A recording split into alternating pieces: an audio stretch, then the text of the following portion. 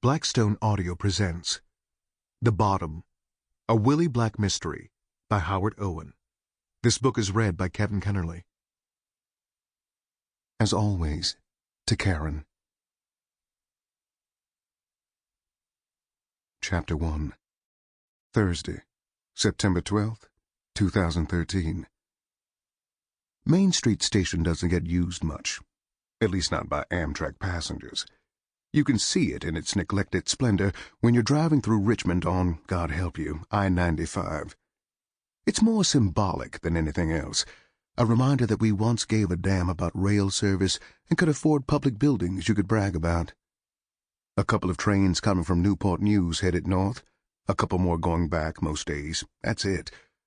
All the rest of the traffic goes through a station out in the suburbs that reminds me of a Greyhound terminal.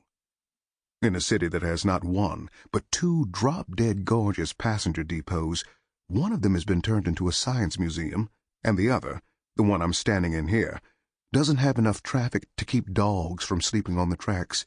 The last train got in at 6:30 last night, give or take an hour or two, but what are the odds that one of the passengers was hanging out in the little side room where they discovered her? Even if he had seen the kid all bundled in a bedroll, he might have figured she was just one more tired-ass runaway, looking for a place to sleep. Somebody finally found her about 8:45 this morning. A family, headed up to New York City, wandered into the little room. The father said he tried to rouse the girl inside the bedroll, and then realized she was dead. Nobody in the newsroom ever seems the least bit concerned that I don't get to sleep until sometime after 2. And that's on nights when I don't heed the siren song of Penny Lane Pub or some lonely staffer who has a bottle too big for one person to finish alone. Last night, being a Wednesday, and me trying to be a better person these days, I had probably 7 hours of shut-eye, almost enough, when Sally Velez gave me a wake-up call. "You sound like you just got out of bed," she said. I told her I had to get out of bed to answer the goddamn phone.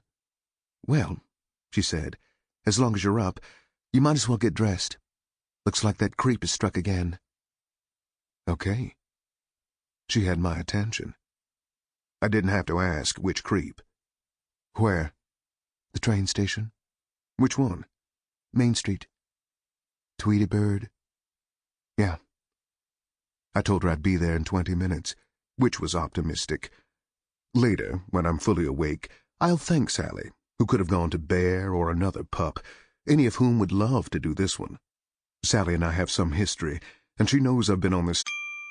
Sample complete. Ready to continue?